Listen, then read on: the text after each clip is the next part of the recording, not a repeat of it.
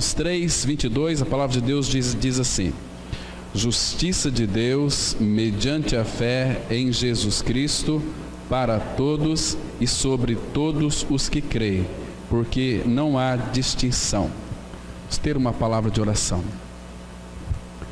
Nosso Pai, mais uma vez nós te rendemos muitas graças a Ti, porque é o Senhor quem nos congrega nessa oportunidade, nesta manhã tão preciosa. Pai, muito obrigado, porque o Senhor tem nos sustentado a cada um de nós. O Senhor tem nos dado, Pai, sabedoria. Muito obrigado, Pai, por cada um de nós que temos a capacidade de pensar. Mas eu sei que acima do pensamento, Pai, está a revelação que Teu Espírito, Pai, traz a cada um de nós. Nós sabemos que essa revelação está e será dada na proporção do nosso desejo. Que o Teu Espírito, Pai, traduza para nós, interprete para nós a Tua palavra. Nós confiamos a Tua palavra a Ti mesmo, porque ela é Tua, e nos dê sabedoria para compreendermos o que Tu dizes na Tua palavra. Edifica a Tua igreja, fala a cada um de nós, conquista-nos para Ti mesmo, é o que nós te pedimos em nome de Teu Filho Jesus. Amém. Irmãos, essa palavra aqui, justificação, ela foi feita lá na cruz em Cristo, né? Então, se nós voltássemos lá em Adão, antes de entrar o pecado do mundo, todos nós já estávamos em Adão. Todos nós ali, antes do pecado, estávamos em Adão, filhos de Deus. Deus, o Pai, havia nos separado para Ele mesmo, né? Adão pecou, claro que toda a humanidade também caiu com ele. E nós pecamos em Adão quando ele pecou. Mas também, irmãos, por isso que Jesus Cristo veio para buscar aqueles homens e mulheres que foram eleitos em Cristo Jesus desde a fundação do mundo. E por causa do pecado, nós nos tornamos homens e mulheres culpados. Puxa vida, mas foi Adão quem pecou, não fui eu, então por que eu me tornei pecador? Exatamente, porque de Adão surgiu toda a raça. Deus criou tudo a partir de Adão. Mesmo que o pecado entrou no mundo e Deus já sabia que Adão ia pecar, mesmo assim Deus, o Pai, já havia providenciado um Salvador, né, que viria a este mundo para nos libertar do nosso pecado, da nossa natureza, nos justificar. Então, nós somos justificados pela fé na obra consumada de Cristo no Calvário, né? Fomos justificados pela fé, então a nossa maneira de viver é pela fé também, até a vinda dele. Muito interessante. Eu disse aqui que Deus, ele não inocenta o culpado. Então, amados, uma das coisas que a gente nunca pode perder de vista é que este Pai amoroso, ele é amor, ele é santo, mas ele também é justo. E por ele ser justo, ele não pode inocentar uma pessoa que de fato é culpada, né? Ele encerrou todos debaixo do pecado para usar de misericórdia com todos. Então, todos pecaram. No tempo presente, né? No passado, todos pecaram.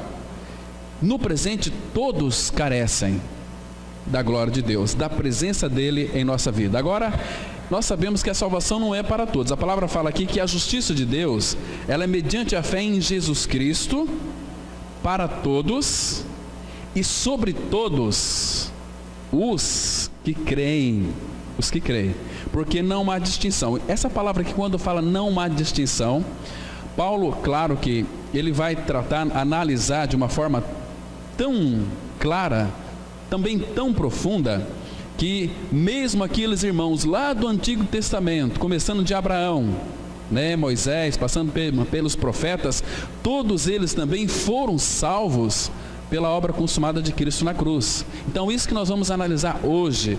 Quero, nesta manhã, com a ajuda do Senhor, que os irmãos compreendam que desde Adão até o final dos tempos, ninguém irá para a glória se não crer que foi justificado em Cristo Jesus.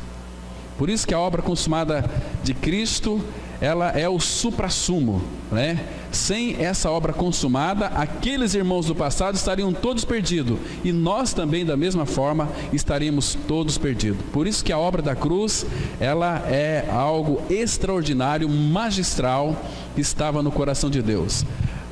Eu penso, irmãos, que quando o Pai então começou a criar todas as coisas, eu penso que uma das coisas que estava no coração do Pai era a cruz. Haja cruz, porque este povo iria pecar. Pecamos em Adão, mas Deus providenciou uma justificação. Interessante, irmãos, que fique bem claro para nós que ele não inocenta o culpado. Lá em Números 14, 18, a palavra fala que ele não inocenta o culpado. Em Naum 1:3, ele vai repetir, dizendo que Deus não inocenta o culpado. Todos nós somos culpados diante do Pai, mas ele providenciou uma justificação na pessoa de Cristo para nos declarar justos.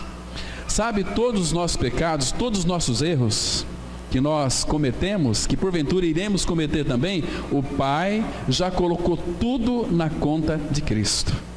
E quando nós cremos naquele sacrifício, na pessoa e na obra de Cristo, que fomos crucificados com Ele, quando você crê neste fato, Deus olha para mim e para você, como que se nós nunca tivéssemos cometido um só pecado.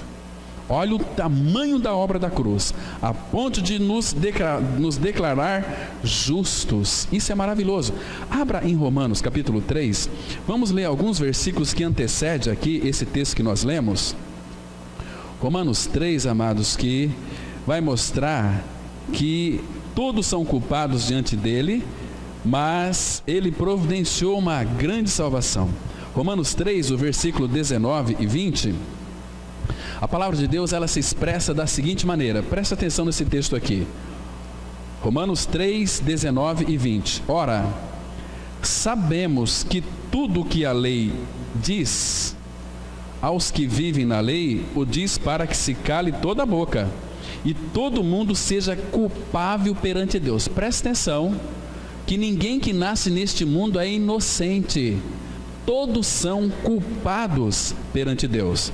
Agora, veja o versículo 20, aqui mostrando que ninguém, meus amados, ninguém será justificado diante dele por aquilo que pratica, por aquilo que faz. Não é isso. Se você tenta de alguma maneira alcançar algum benefício de Deus pelo seu desempenho, é uma perda de tempo. Isso vai trazer canseira, vai fazer de mim, de você, um religioso. Agora, olha o versículo 20. Visto que ninguém será justificado diante dele por obras da lei, em razão de que pela lei vem o pleno conhecimento do pecado. A lei, por mais que um homem ou mulher ele tenta cumprir, ele não vai conseguir. Muito pelo contrário, a lei de Deus foi dada para que nós então pudéssemos nos enxergar e verificar quem nós somos: pecadores, vendidos ao pecado, sem nenhuma condição de obedecer e de cumprir os mandamentos de Deus. Por isso que Cristo veio, cumpriu a lei e os profetas e foi para a cruz. Então, quando o Pai nos vê através de Cristo, nos vê justificados, nos vê santos. Então, Ele não faz outra coisa a não ser nos abençoar, porque a lei foi cumprida, mas quem cumpriu foi Cristo. Nós não tínhamos essa capacidade, esta maneira, essa suficiência de cumprir. Teria que ser alguém santo, que foi Cristo, que cumpriu a lei, Então ele não inocenta, meus amados. Então, irmãos, na cruz, no corpo de Cristo, Deus, Ele retira de nós o pecado, Ele coloca em nós a justiça de Cristo. A justiça de Cristo. A gente vai ver aqui que Ele é a nossa justiça. Então, quando alguém crê em Cristo, Deus, Ele não... quando alguém crê em Cristo, Ele amputa o pecado. Ele não imputa, Ele amputa, Ele tira o pecado, E vocês se lembram, 2 Coríntios 5,19 fala que quando Deus estava em Cristo, reconciliando consigo o mundo, a palavra fala que Ele não estava imputando, colocando aos homens os seus pecados. mas em Cristo. Em Cristo. Isso é maravilhoso demais. A obra da cruz, ela é tremenda. A obra da cruz não traz peso para nós. Viver um cristianismo na suficiência de Cristo é glorioso, é maravilhoso, é tremendo. Porque saber que, embora eu nasci pecador e você também, o Pai, quando nós cremos na obra consumada do Calvário, o Pai imputa o meu pecado em Cristo e nos justifica. É como que se nós nunca tivéssemos cometido pecado, né? Ele amputa o nosso pecado e imputa a Cristo. Amputar é tirar, como tirar uma perna, amputar uma perna. Então, ele tirou o nosso pecado, o Cordeiro de Deus que tira o pecado do mundo, mas ele imputou, tirou de nós e colocou em Cristo. E Cristo deu o fim, Cristo sumiu com o meu e o seu pecado lá naquela cruz, fez de mim e de você um homem e uma mulher livre para a glória. Nós podemos adentrar a glória, porque em nós ele não vê mais pecado. Nós que vemos pecado em nós, mas do ponto de vista de Deus, ele não enxerga nenhum pecado em nós, porque ele removeu o pecado. Isso é maravilhoso. Essa é a obra da justificação.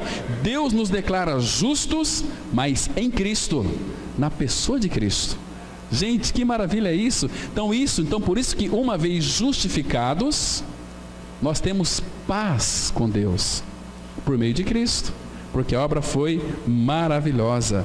Agora, queridos, nós devemos estar em Cristo, não tendo, porque quando nós estamos em Cristo, nós somos achados nele, não tendo justiça própria, mas justiça pela fé em Cristo.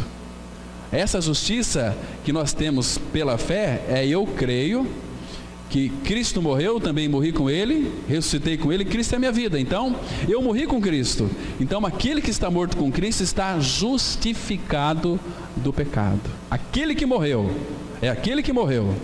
Não é você aí atribuir isso a qualquer um que se diz aí evangélico, não, é aquele que morreu.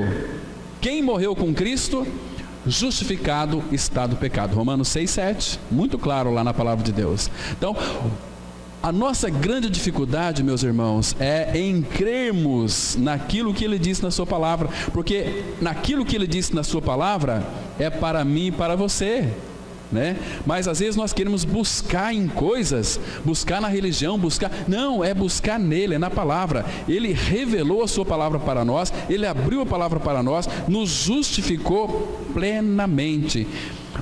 Você está com a sua Bíblia aberta em Romanos? Olha o capítulo 4 agora. Isso aqui está tão claro. Romanos 4, vamos ler aqui a partir do versículo 2. Vou ler do 2 até o 5. Romanos 4, de 2 a 5, a Bíblia diz assim: porque se Abraão foi justificado por obras, tem de que se gloriar, porém não diante de Deus. Então, percebe aqui que ele está falando que Abraão foi justificado, e não existe uma maneira de sermos justificados a não ser pela pessoa de Cristo, genuinamente. Então, olha o versículo 3: pois que diz a Escritura? Abraão creu em Deus, e pelo fato de ele ter crido em Deus, a Bíblia continua, e isso, ou seja, quando ele creu em Deus, isso lhe foi imputado para a justiça. Ou seja, quando fala para a justiça, é a justiça que viria. Está vendo? Então Abraão foi justificado pela fé, mas em Cristo Jesus, porque ele creu em Deus, e isso, a sua crença foi imputada, atribuída para a justiça que viria. E ele fala aqui no versículo 4: ora, ao que trabalha, o salário não é considerado como favor, e sim como dívida. Ou seja, se nós cumpríssemos a lei, Deus tinha que nos abençoar, mas nós não conseguimos cumprir a lei. Por isso que homem e mulher que nasce debaixo da lei, são considerados, segundo Gálatas 3,10, malditos todo aquele que não permanece nas coisas que estão escritas. Entende? Mas Cristo cumpriu essa lei por nós, e veio para dentro de nós. Estou crucificado, vivo não mais eu, mas Cristo vive em mim. Irmãos, isso é tão maravilhoso, tão profundo, tão lindo. Agora veja o versículo 5: mas ao que não trabalha, ou seja, nós não cumprimos a lei, porém crê naquele que justifica o ímpio, a sua fé lhe é atribuída para a justiça. Ai, que lindo é isso aqui, amados. Nós não temos que trabalhar na obra da salvação, não temos que fazer absolutamente nada para obter de Deus a justificação. Isso aqui, Deus já deu seu veredito na palavra. Meu filho foi para a cruz e pagou o preço. Agora, ele incluiu todos vocês lá, naquele sacrifício. Agora, cabe a nós crer ou não crer neste fato. Se cremos neste fato, Deus nos declara justos, como que se nós não tivéssemos cometido nenhum pecado. Irmãos, isso é tão lindo, isso é maravilhoso. Então vamos avançar aqui um pouquinho no boletim, aí na parte interna, vamos acompanhar a leitura. Então, a salvação apenas pela fé não representa nenhuma novidade, pois ela se aplica tanto àqueles que viveram antes, quanto àqueles que viveram depois da cruz. Paulo passa a elucidar a maravilhosa verdade de que todos são justificados em Cristo Jesus, independentemente das obras da lei. As Escrituras deixam claro que aqueles que viveram antes da cruz também se tornaram candidatos a serem justificados pela fé. As Escrituras nos indicará a unidade do plano de salvação de Deus antes e depois da cruz. Quando houve a queda do homem, eles pecaram, mas assim que caíram, eles já não poderiam mais se colocar na presença de Deus com base na aliança das obras. Porém, assim que caíram, a aliança da graça se efetivou. O que a palavra de Deus nos relata em Gênesis é que, menos de 24 horas depois do primeiro ato de desobediência, Deus já estava fazendo a sua promessa da vinda do Salvador. Vamos ler aqui Gênesis 3,15. Porém, inimizade entre ti e a mulher, entre a tua descendência e o seu descendente. Este te ferirá a cabeça e tu lhe ferirás o calcanhar. Irmãos, presta atenção. Quando Adão pecou, quando ele desobedeceu a Deus, menos de 24 horas, Deus, tratando com a serpente, já providenciou a vinda do Salvador, dizendo o seguinte: olha, não existe outro meio para ninguém ser salvo, a não ser pela obra consumada do meu filho. Isto é tremendo. E tratou ali com a serpente: eu vou pôr inimizade entre você e entre a mulher, entre a tua descendência e o seu descendente. Então, queridos, este vai ferir a cabeça da serpente e tu lhe ferirás o calcanhar, que fala da obra da cruz do Calvário. Irmãos, eu sei que com relação à cruz no Antigo Testamento, e nós vamos ver uma palavra muito clara ali chamada altar. Quando o Senhor Jesus Cristo ele se fez carne, então, para dar cumprimento a toda a lei e os profetas, chegou a plenitude dos tempos, então Deus enviou o seu Filho para vir buscar, para que o Pai então pudesse alcançar no Filho aquilo que ele sempre desejou: ter uma família de muitos filhos que se parecem com o seu Filho Jesus. Então, queridos, eles tinham nas suas mãos a lei e os profetas, os mandamentos, eles liam e reliam, mas quando Cristo veio, ele era a realidade de tudo aquilo que a lei falava e os profetas então profetizaram. Cristo era a realidade absoluta de tudo aquilo que eles anunciaram, e eles tinham muitas dificuldades em crer nessa realidade. Então Jesus precisou então de abrir o entendimento deles. Vocês podem, acompanhem comigo, vamos abrir as Escrituras em Lucas capítulo 24. Lucas capítulo 24, vamos ler aqui alguns versículos, os versículos 25 até o 27. Observe que coisa interessante aqui, amados. E isso aqui deixa tão claro que aqueles irmãos do passado também foram justificados pela a obra da cruz. Lucas 24, a partir do verso 25. Aqui ele está tratando com aqueles dois discípulos no caminho de Emaús. Então lhes disse Jesus, verso 25: honestos e tardos de coração para crer. Está vendo onde é que está, onde reside toda a dificuldade em crer? honestos e tardos de coração para crer tudo que os profetas disseram. E o que os profetas disseram? Versículo 26. Porventura não convinha que o Cristo padecesse, aqui é morte, padecer aqui é morte, e entrasse na sua glória, ressurreição e ascensão. E agora veja o versículo 27. Jesus, ele poderia falar, eu sou tudo aquilo que eles falaram, mas Jesus mostrou, abriu as escrituras para ele, dizendo o seguinte, olha, versículo 27, e começando por Moisés, discorrendo por todos os profetas, começou pela lei, Moisés, e discorreu sobre todos os profetas, expunha-lhes o que a seu respeito constava em todas as escrituras, na lei e também nos profetas. Jesus mostrou em detalhes para eles, olha, aqui fala de mim, que eu ia morrer, que eu ia ressuscitar. Vocês estão me compreendendo, irmãos? A igreja de Cristo tem perdido, irmãos, esta visão de Cristo e a sua cruz, a obra consumada do Calvário.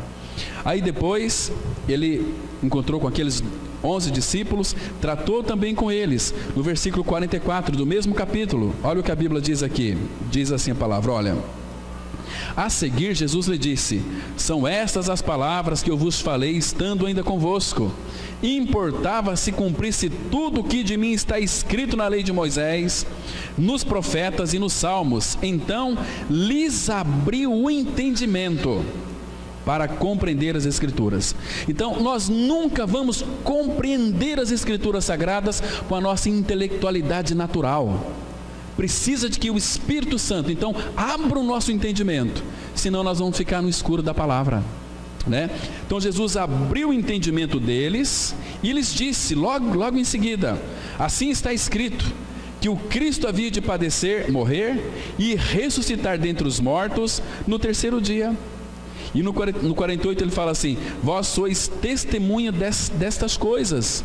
Então, irmãos, ninguém está autorizado a pregar este evangelho se não passar por essa experiência de morte e ressurreição com ele. Vós sois testemunhas, e nós não podemos testemunhar daquilo que nós não temos. Porque, irmãos, que existem muitas pessoas, líderes de igrejas, que estão pregando a Bíblia, mas anulam o Evangelho da Graça. Primeiro porque não tem revelação. Pregam mensagens bonitas, mensagens extraordinárias, mas o suprassumo que traz salvação, que traz realidade espiritual, é deixado de lado. Vocês estão me compreendendo, irmãos? Porque todas as escrituras se resumem em um só ponto: que Jesus morreu, que Jesus ressuscitou. E aqui que nós entramos, somos pecadores, mas nós morremos com Cristo, o salário do pecado é a morte, então a conta foi paga, foi imputada a Cristo, e ressuscitamos com Ele. Cristo é a nossa vida. Irmãos, a cruz é o lugar onde quebra todo o nosso orgulho, a cruz é o lugar onde quebra toda a nossa mania de querer ser superior aos outros. Na cruz, você sabe por que nós sofremos, irmãos? Porque somos tão orgulhosos. As pessoas, elas vão contra nós, nós ficamos bravos, irritados, nervosos e nos esquentamos, porque a palavra fala em Tiago que Deus, Ele resiste aos soberbos. Uma pessoa que é soberba, Deus vai resistir ela, e quando Deus resiste o soberbo, ela esquenta. É igual um ferro elétrico, ele tem resistência, o que esquenta? O ferro elétrico para passar roupa, a resistência, elas se encontram, não tem onde sair e o ferro esquenta. Então os soberbos, eles são bravos, são nervosos, normalmente tem muitas doenças como úlcera, tem um monte no estômago, problema de nervosismo, porque eles resistem, Deus resiste os soberbos e eles ficam muito esquentados. Tem muitos evangélicos, crentes esquentados, porque são soberbos. São soberbos. Aí fica de cara amarrada, porque são soberbos. Não se rende, não se prostra, são duros. A pessoa tem o prazer em ver a outra sofrer, porque está querendo seus direitos. Que direito que um morto tem? Qual o direito que o morto tem? A não ser que você não morreu com Cristo. Queridos, essa obra da cruz tem que ser realidade na nossa vida. Nós queremos resolver as coisas na base do muque, do esforço, e assim, e às vezes até nas agressões. Precisamos de morrer. com Cristo. Senão, não vai haver justificação. Senão, não vai haver manifestação da vida de Cristo. Amados, aqui fala que este te ferirá a cabeça e tu lhes ferirás o calcanhar. Quem que vai ferir a cabeça da serpente, irmãos? Lá naquela cruz, Cristo. Ele destruiu não só a morte. Hebreus 2, 14 e 15 fala que naquela cruz ele não só destruiu a morte, mas destruiu aquele que tem o poder da morte, saber, o diabo. E agora, amados, uma vez que Cristo é nossa vida, por favor, entenda uma coisa: nós não temos que temer o diabo, porque ele está com seus dias contados, e Deus em Cristo a igreja vai esmagar Satanás debaixo dos seus pés. Abra sua Bíblia em Romanos 16, versículo 20. Esse aqui é o sentido aqui dessa obra, que este te ferirá a cabeça, mas ele deixou para a igreja, irmãos, para mim, para você, destruir Satanás, mas vai ser debaixo dos nossos pés. Olha só que coisa linda. Romanos 16, versículo 20, a palavra de Deus, ela diz assim, olha: e o Deus da paz, em breve, é muito breve, em breve, esmagará debaixo dos vossos pés a Satanás. Está muito claro aqui, né?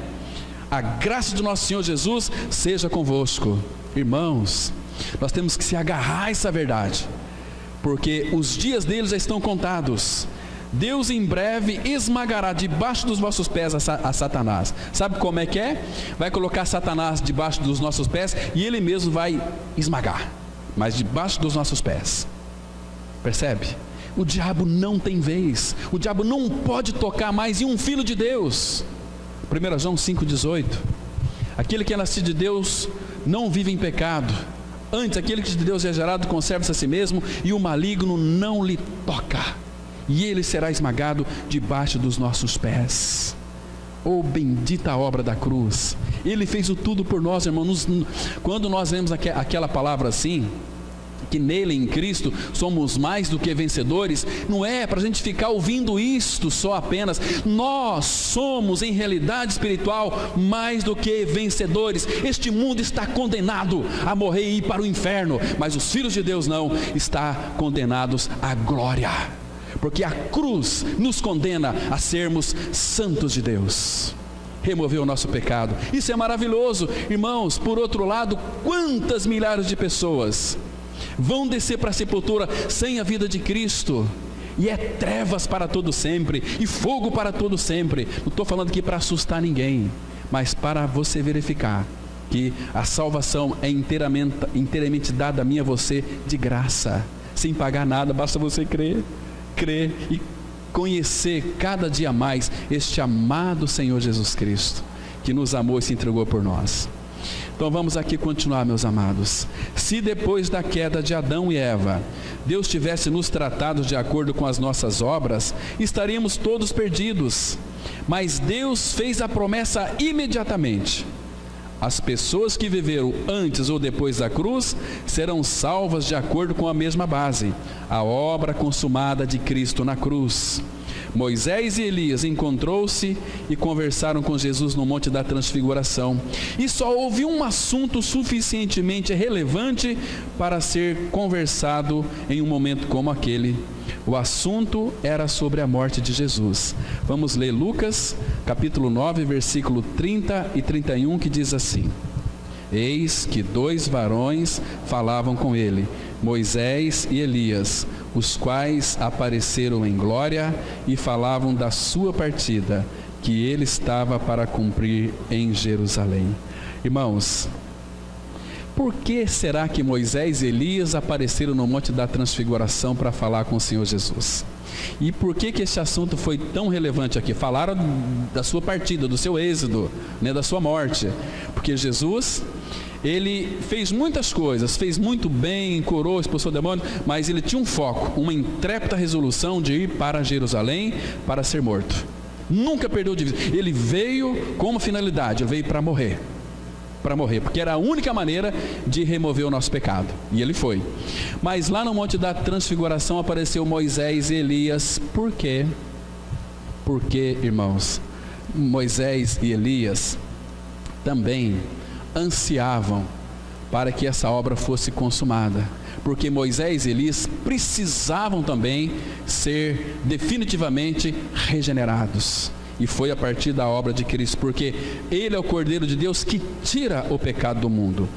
Moisés representa o quê? A lei, lembra? Elias representa todos os profetas, todos eles, né? Mas ali vocês observaram que quando Moisés e Elias estavam conversando com Cristo, estava também Pedro, João e Tiago. Só que quando Moisés e Elias conversaram com Jesus sobre a sua partida, de repente apareceu Pedro. Antes, Pedro disse o seguinte: olha, Senhor, bom estarmos aqui. Façamos 3 tendas, uma para Elias, a lei tem que continuar, outra para Moisés, os profetas têm que continuar, e a outra para você. E nós vamos ficar junto com você aqui também, Jesus, né? Quando eles falavam isso ainda, aquela nuvem lá, aquela nuvem não é uma nuvem qualquer, é a nuvem, a Shekinah, aquela nuvem de glória, os envolveu. Então eles ouviram uma voz dentro daquela nuvem. Que voz que era? Era a voz do Pai, que dizia o seguinte: este é o meu filho amado, a ele ouvi. E quando a nuvem saiu, eles não viram mais ninguém senão a Jesus. Então isso significa, para o Filho de Deus, nós não estamos mais debaixo da lei, porém não anulamos a lei, pelo contrário, exaltamos a lei, mas a lei foi passada, os profetas foram passados também. Agora a única maneira de Deus tratar conosco, Hebreus 1, versículo 1. Havendo Deus falado outrora aos pais pelos profetas, nesses últimos dias nos falou pelo Filho. Queridos, não tem mais lei, não tem mais profetas, tem o Filho. O Pai nos fala definitivamente e tão somente no Filho. Então cuidado com esses profetas de hoje, esses falsos profetas, com essas profetadas dizendo: olha, Deus mandou te dizer, eis que eu te digo. Cuidado com isso, porque tudo que o Pai tem para falar para mim e para você é no Filho, é na sua palavra. Então, se dependêssemos desses homens para falar conosco, nós tínhamos que rasgar a nossa Bíblia. Na Bíblia não tinha mais nenhum significado para nós, né? Mas Ele nos fala pelo Filho. Vamos continuar. Por que eles escolheram precisamente este tema para conversar? Ou seja, a partida de Cristo, a morte de Cristo. Porque Moisés e Elias, que viveram vários séculos antes de Cristo, precisavam de que ele morresse para que eles pudessem ser salvos. Eles foram salvos em esperança. Em esperança somos salvos, né? Mas a obra precisava ser consumada. Por isso que Paulo vai dizer que Deus encerrou todos debaixo do pecado, para usar de misericórdia com todos. E aqui Hebreus 9,15 vai dizer exatamente isso, que a obra consumada de Cristo na cruz veio para salvar os do Antigo Testamento, como nós os do Novo Testamento. Hebreus 9,15, a Bíblia diz assim: por isso mesmo, Ele é o mediador da nova aliança, a fim de que, intervindo a morte para a remissão das transgressões que havia sob a primeira aliança, recebam a promessa da eterna herança aqueles que têm sido chamados. Olha que texto lindo aqui, amados. Ele é o mediador da nova aliança, com a finalidade de que, intervindo a morte para a remissão das transgressões que havia lá na primeira aliança, recebam a promessa da herança eterna aqueles que Deus chamou, aquele que Deus chamou lá no Antigo Testamento. Então para nós também não é diferente. A nossa justificação está no fato de quando Deus nos chamou pelo nosso nome para crermos na obra consumada de Cristo. Mas não tem que fazer absolutamente nada, não, tem que crer. Depois que você creu, aí Deus vai usar alguns meios circunstanciais para lhe aperfeiçoar, para que você então possa crescer na graça e no conhecimento dele, né? Irmãos, olha que lindo. Abra aqui em Hebreus capítulo 9. Vamos ler alguns versículos para mostrar, para dar mais ênfase, né, a essa verdade aqui tão preciosa da obra consumada de Cristo lá na cruz do Calvário. Olha que interessante aqui, Hebreus 9, versículo 1. A palavra, ela diz assim, olha, Hebreus 9:1. Ora, a primeira aliança também tinha preceitos de serviço sagrado e o seu santuário terrestre. Versículo 2. Com efeito, foi preparado o tabernáculo, cuja parte anterior, onde estava o candeeiro e a mesa e a exposição dos pães, se chama o santo lugar. E ele vai descrever. Agora, olha o versículo 11 e 12 que diz assim. Primeiro, presta atenção, que 9:1 fala assim: ora, a primeira aliança também tinha preceitos de serviço sagrado e o seu santuário terrestre. E o versículo 11 começa dizendo assim: quando, porém, veio Cristo como sumo sacerdote dos bens já realizados, ou seja, ele é o cumprimento de tudo aquilo que eles praticavam lá, a realidade é ele, mediante o maior e mais perfeito tabernáculo, não feito por mãos, quer dizer, não desta criação, não por meio de sangue de bodes e de bezerros, mas pelo seu próprio sangue, entrou no Santo dos Santos, uma vez por todas, tendo obtido eterna redenção. Agora o versículo 26 deste mesmo capítulo, olha que interessante aqui. Ora, neste caso, seria necessário que ele tivesse sofrido muitas vezes desde a fundação do mundo. Porque aqueles irmãos do Antigo Testamento, eles pecavam, então tinham que oferecer animais. Era aquela matança de bois, de bodes, de cordeiros, né? Então, mas aqui, neste caso, seria necessário que ele, Jesus, tivesse sofrido muitas vezes desde a fundação do mundo. Agora, irmãos, olha que lindo. Agora, porém, ao se cumprir os tempos, se manifestou uma vez por todas para aniquilar. Essa palavra aniquilar é destruir, extirpar, pelo sacrifício de si mesmo, o pecado. Olha o que a obra da cruz fez com o nosso pecado.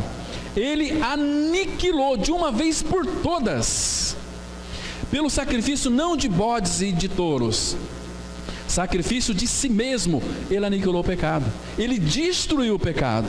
E veja aqui, versículo 27, e assim, como aos homens está ordenado morrerem uma só vez, vindo depois disto o juízo, assim também Cristo, tendo se oferecido uma vez para sempre, para tirar os pecados de muitos, aparecerá segunda vez, sem pecado, aos que o aguardam para a salvação.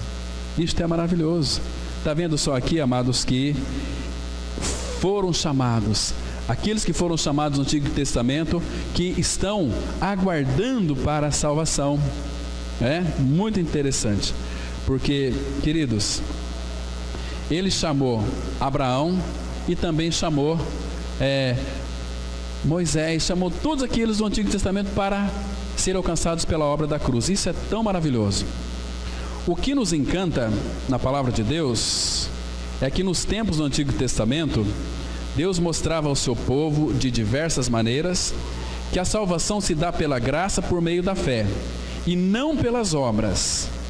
Logo depois que Deus deu a Israel os 10 mandamentos, ele lhes ordenou que construísse um altar sobre o qual deveriam oferecer sacrifícios para expiar a sua incapacidade de manter ou cumprir a lei. Nós falamos aqui essa semana que quando Deus, ele instituiu os 10 mandamentos, amados, e os 10 mandamentos, aquilo lá é para causar em nós desespero. Nenhum homem neste mundo, nascido de mulher, menos o nosso Senhor, conseguiu cumprir os 10 mandamentos. Imagine naquela época, Deus mandou os 10 mandamentos e o povo viu aquele monte fumegar. Imagina só, 600 mil pessoas, e Deus descendo naquele monte, aquele monte fumegava. Aí de repente o povo ouviu, e aquele clangor de trombetas foi muito terrível. Imagina o medo hoje, quando a gente vê uma nuvem assim, com um formato de um facão, todo mundo fica com medo. Olha aquela nuvem lá, de repente, né, a gente começa a criar coisas, ver problema onde não tem. Mas o povo viu, contemplou Deus descendo ali naquele monte. A palavra fala que o monte fumegava, e Deus chama Moisés para subir até ele. Imagina o povo ali vendo, meu Deus, Imagina Deus, através de Moisés, imagina Moisés lendo os 10 mandamentos para aquele povo. Vocês têm que cumprir isso aqui. Meu Deus, e quem não cumprir iria ser consumido. Mas, porém, Deus é misericordioso. Deus já havia providenciado a cruz, porque sabia que eles não teriam capacidade de cumprir as ordenanças de Deus. Por isso que, veja aqui, assim que Deus instituiu os 10 mandamentos, veja o que Deus fez aqui em Êxodo, capítulo 20, versículo 24 e 25. Vamos ler juntos. Um altar de terra me farás, e sobre ele sacrificarás os teus holocaustos e as tuas ofertas pacíficas, as tuas ovelhas e os teus bois, em todo lugar onde eu fizer celebrar a memória do meu nome, verei a ti e te abençoarei. Se me levantares um altar de pedras, não o farás de pedras lavradas, pois se sobre ele manejares a tua ferramenta, profaná-lo-ás, ou seja, iria macular. Observa aqui, irmãos, aqui tem um princípio espiritual tão lindo, tão profundo, tão glorioso, tão maravilhoso, porque logo em seguida, após os 10 mandamentos, Deus fala assim: um altar de terra me farás. Por quê? Porque Deus sabia, claro, que eles não iriam cumprir os 10 mandamentos, e este altar aqui é uma figura da cruz. Altar no Antigo Testamento aponta para a cruz. Está vendo?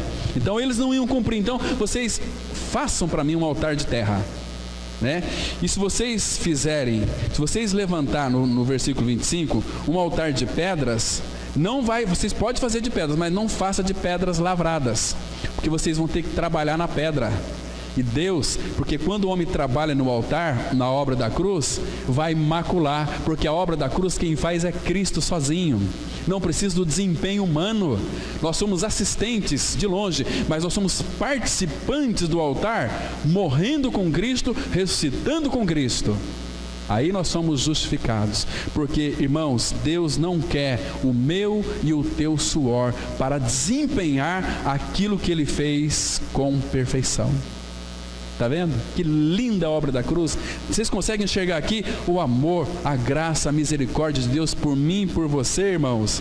Os 10 mandamentos você tem que cumprir, não vai cumprir, mas vocês façam para mim um altar. E se fizer de pedra, talvez para ficar mais bonito, não lavra a pedra, não trabalha na pedra, porque se vocês trabalhar na pedra do altar, vocês vão macular, vocês vão profanar o meu altar, porque o pai contemplava o filho no altar, e sobre o altar, o que morria ali? O que era sacrificado? Bois, cordeiros, figura de Cristo. Irmãos, está tão claro isso, irmãos. Como que nós temos que louvar e agradecer o Senhor por essa obra consumada do Calvário? Oh, bendita obra consumada do Calvário, uma bendita obra. Então nós não tínhamos condições, mas um outro detalhe importante aqui, no final do versículo 24, quando vocês celebrar a memória do meu nome, ali eu vou vir ali e vou abençoar vocês. Deus, as verdadeiras bênçãos do Senhor se chegarão a nós através de uma base, cruz. É ali. Irmãos, está tão claro aqui, né? Olha, esses irmãos lá no Antigo Testamento, eles nem podiam pensar em ser salvos pelas forças. E Deus aqui deixa muito claro, né, para eles que na verdade não podiam fazer nada, absolutamente nada, com este fim que seria de lavar as pedras. E lá no Monte Ebal é a mesma coisa, Deus sempre vai reiterar a sua palavra. No Monte Ebal, Moisés lembrou o povo da lei, mas logo em seguida pediu novamente para que eles erigissem um outro altar. Depois vocês podem ler lá em Deuteronômio capítulo 27, a partir do versículo 4 até 9. Vamos lá ler, porque é importante nós lermos isso aqui. Deuteronômio capítulo 27, a partir do versículo 4. Muito interessante, amados. Vale a pena a gente estar lendo e guardando essas palavras no nosso coração, porque elas são verdades, são realidades espirituais. Deuteronômio 27, a partir do versículo 4, que diz assim: quando houveres passado o Jordão aqui é morte, é descida, a palavra Jordão no hebraico é descida, é morte. Se não passar pelo Jordão, não tem como você de fato ser uma nova criatura em Cristo. Jordão, uma figura da obra consumada também, porque é morte, é uma descida. Quando houveres passado o Jordão, levantarás estas pedras que hoje te ordeno no monte Ebal e as cairás. Ali edificarás um altar ao Senhor teu Deus, altar de pedras, sobre as quais não manejarás instrumentos de ferro. Não é para vocês trabalharem a obra da cruz. Quem vai fazer é o meu filho. Não tem vocês fazer. O que eu tenho que fazer para realizar a obra de Deus? A obra de Deus quem faz é Ele. Continuando. De pedras toscas edificarás o altar do Senhor teu Deus, e sobre ele lhe oferecerás holocaustos. O 7. Também sacrificarás ofertas pacíficas, ali comerás e te alegrarás perante o Senhor, o teu Deus. Nestas pedras escreverás muito distintamente as palavras todas desta lei. Por quê?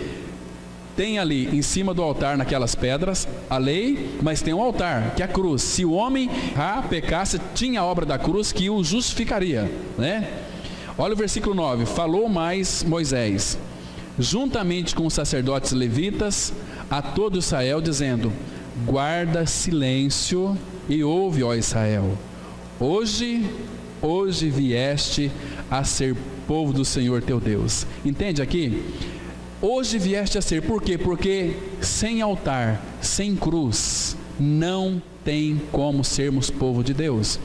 E o apóstolo Pedro, lá em 1 Pedro 2,9, vai dizer o seguinte: vocês antes não eram um povo, mas hoje sois povo de Deus. Que lindo é isso, amados.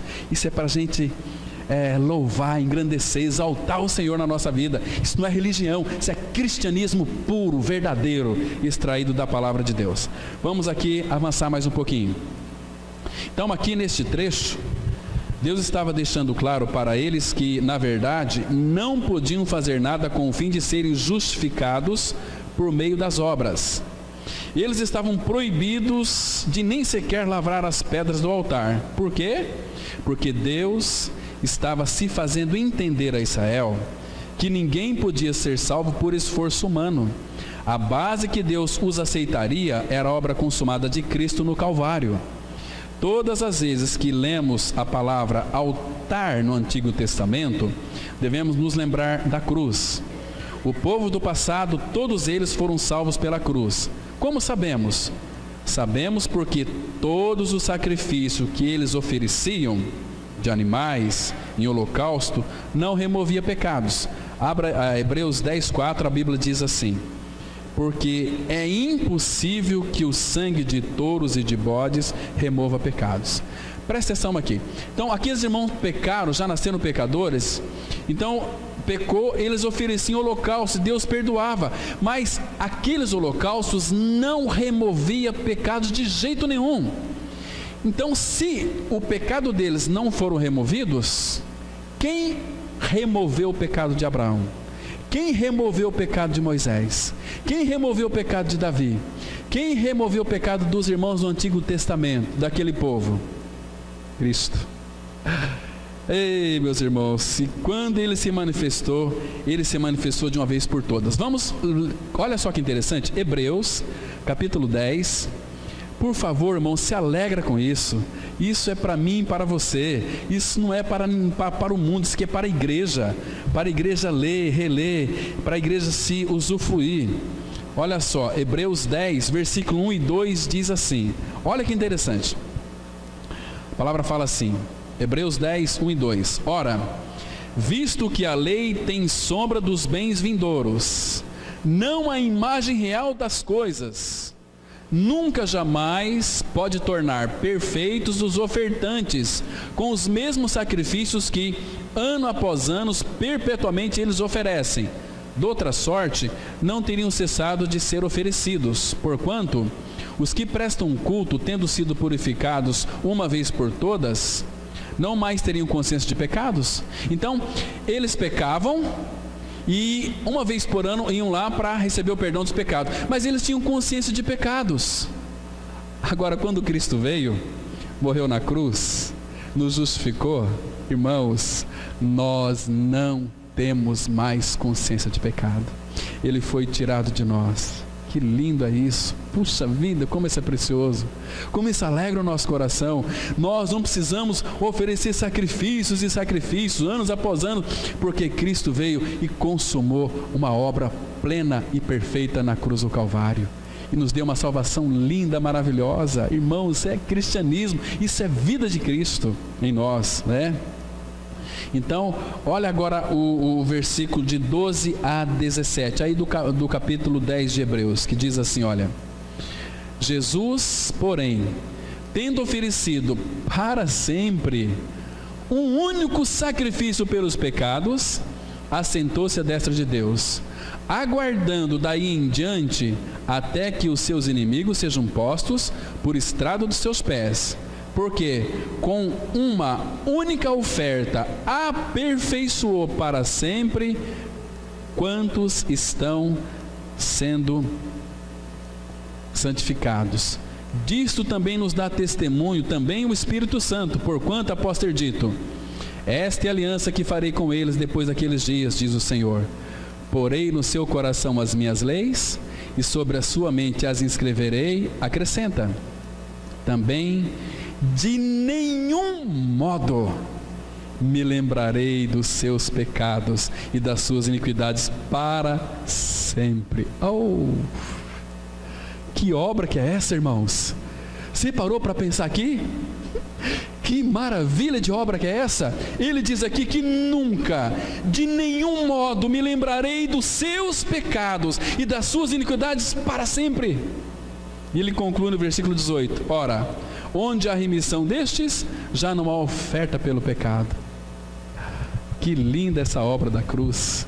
Percebe que tanto eles quanto nós também fomos justificados de igual maneira pela obra da cruz. Isso é tremendo, é maravilhoso. Então, é impossível que o sangue de touros e de bodes remova pecados, mas Cristo veio porque Ele é o Cordeiro de Deus que tira o pecado do mundo. Isso é maravilhoso, isso traz certeza para a nossa vida de salvação. Vamos continuar. Então, no que diz respeito à salvação, a lei não mudou as coisas em absolutamente nada. A salvação pela graça não anula a lei, pois este era precisamente o propósito da lei, nos mostrar o quanto carecemos da graça de Deus. O Antigo e o Novo Testamento são um só, pois o fundamento da salvação é o Evangelho, a obra consumada de Jesus Cristo. Agora presta atenção, e o meio para a salvação é a fé. Aí Paulo vai dizer nesses dois versículos aqui, 3, 29 e 30, ele vai dizer que aqueles irmãos do Antigo, quanto nós aqui, fomos salvos pela cruz. Vamos ler Romanos 3, 29 e 30.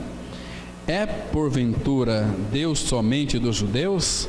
Não é também dos gentios? Sim, também dos gentios, visto que Deus é um só, o qual justificará por fé o circunciso e mediante a fé o incircunciso. Irmãos, está claro aqui para vocês nesse versículo 30 que a obra da cruz é uma só para aqueles que morreram antes da cruz e para aqueles que morreram depois da cruz. Porque, olha só aqui, ele faz uma pergunta aqui: é porventura Deus somente dos judeus, para aqueles que têm a lei, para aqueles que foram circuncidados? Ele faz a pergunta, e faz uma outra pergunta: não é também dos gentios? Sim, também dos gentios. Gentios aqui envolve eu e você. Visto que Deus é um só, o qual justificará por fé o circunciso. Quem que Deus justificaria por fé o circunciso? Aqueles que guardavam a lei, lá no Antigo Testamento. Olha aí, o qual justificará por fé o circunciso e mediante a fé o incircunciso. Circuncisão, quando a criança nascia, 8 dias de vida, para cumprir a lei, tinha que cortar o prepúcio ali do pênis. Então era um judeu separado, era um israelita, né? Um judeu, era um povo de Deus. Agora nós não fomos circuncidados, nós somos gentios, mas Deus justifica pela fé tanto o circunciso e mediante a fé também o incircunciso. Irmãos, Deus não faz distinção. Abra sua Bíblia, Gálatas capítulo 6, Gálatas 6, versículo 15. Gálatas 6,15, aqui temos uma revelação preciosa da palavra, que diz assim, Gálatas 6, versículo 15, olha que interessante aqui, Gálatas 6,15, pois nem a circuncisão é coisa alguma, nem a incircuncisão, mas o ser nova criatura. Mas interessante que o versículo 15 está depois do contexto, que é o versículo 14, mais longe esteja de mim gloriar-me, senão na cruz de nosso Senhor Jesus Cristo, pela qual o mundo está crucificado para mim e eu para o mundo. Então, através da obra da cruz, nem circuncisão é coisa alguma, nem a incircuncisão é coisa alguma, mas o ser nova criatura. E para ser nova criatura, tem que morrer e ressuscitar com Cristo, senão não é nova criatura, senão é evangélico apenas, né? Senão são pessoas perdidas ainda, que não foram alcançadas pela obra da cruz. Mas vamos continuar, amados. As pessoas que estavam perdidas nos tempos do Antigo Testamento e as pessoas que estavam perdidas nos tempos do Novo Testamento, tanto quanto as pessoas que estão perdidas hoje, são todas salvas na mesma base, ou seja, a obra consumada de Cristo na cruz, e o instrumento é a fé, ou seja, precisa crer. Se não crer na obra consumada do Calvário, não tem justificação, né? Aqueles irmãos do passado, eles creram, foram justificados. Se você pode crer pela graça de Deus que morreu com Cristo, você pode chegar à seguinte conclusão, como diz Paulo em Romanos 3:28. Concluímos, pois, que o homem é justificado pela fé, independentemente das obras da lei. Irmãos, que lindo isso aqui. Então, Paulo fecha dizendo o seguinte: concluímos, pois, que o homem é justificado pela fé, ou seja, ele tem que crer naquilo que Cristo fez na cruz por ele é justificado. Agora, independe de você faz obra ou se não faz obras.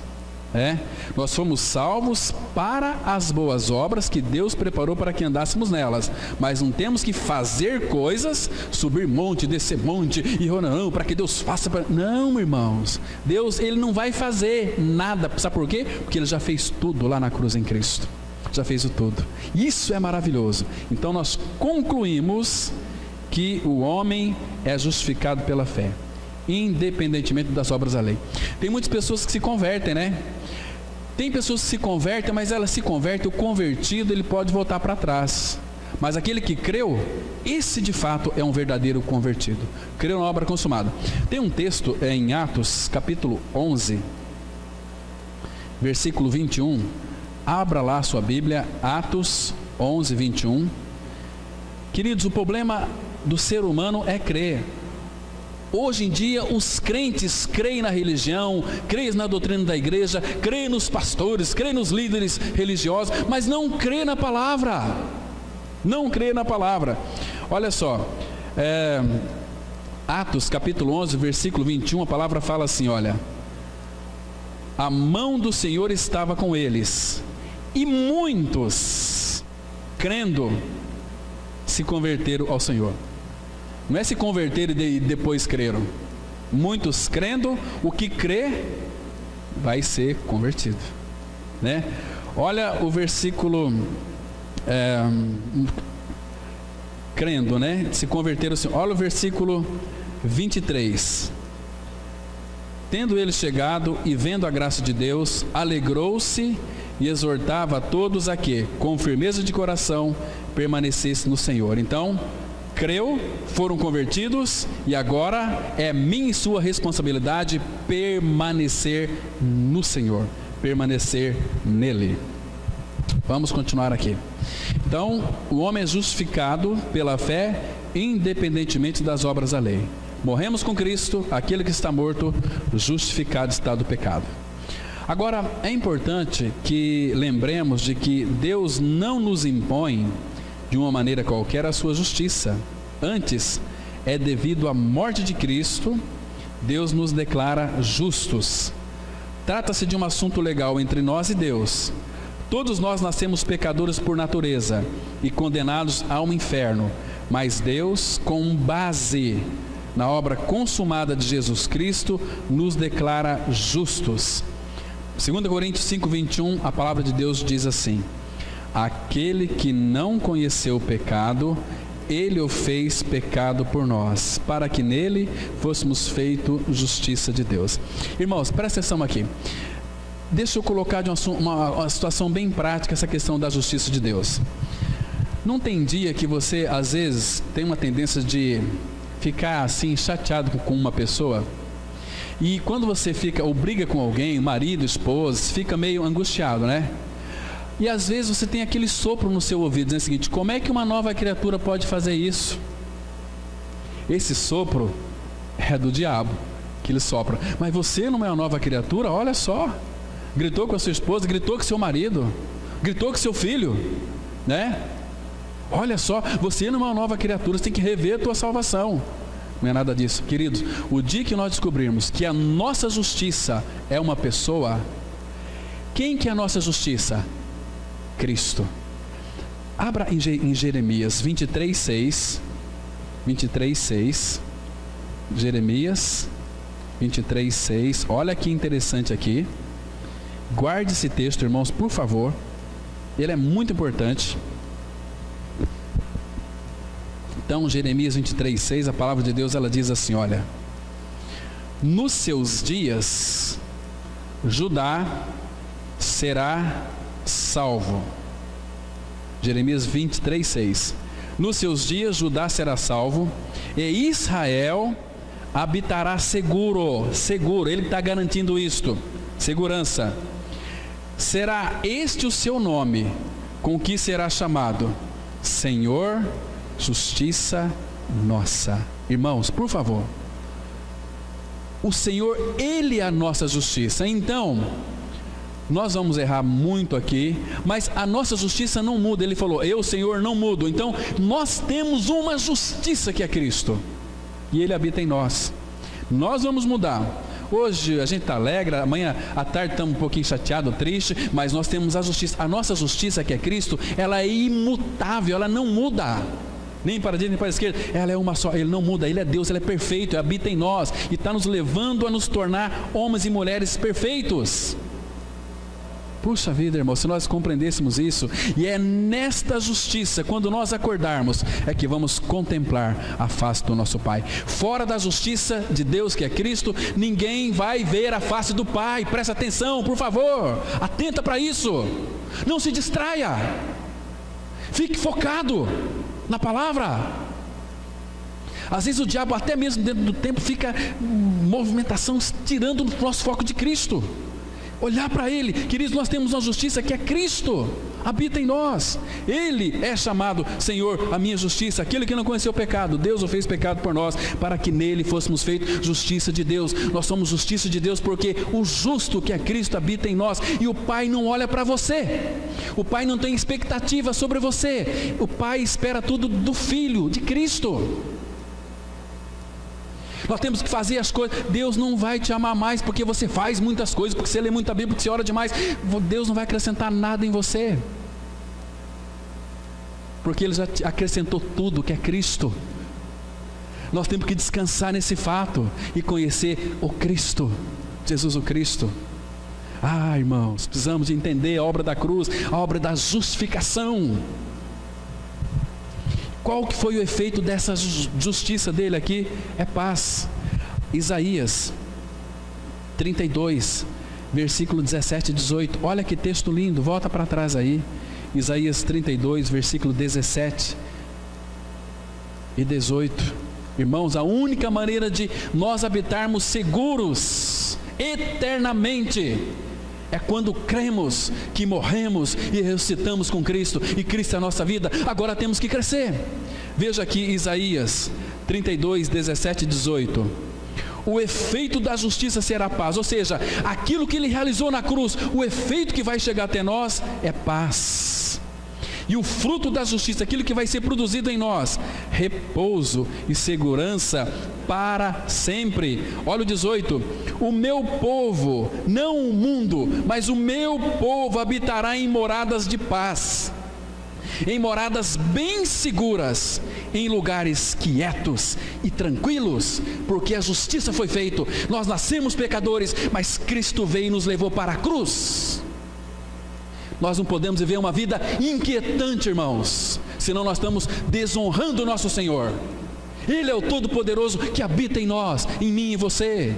Se você tem Cristo, você tem o Todo-Poderoso habitando aí no seu coração, trazendo paz, trazendo alegria, trazendo satisfação, trazendo prazer para a sua vida, trazendo contentamento.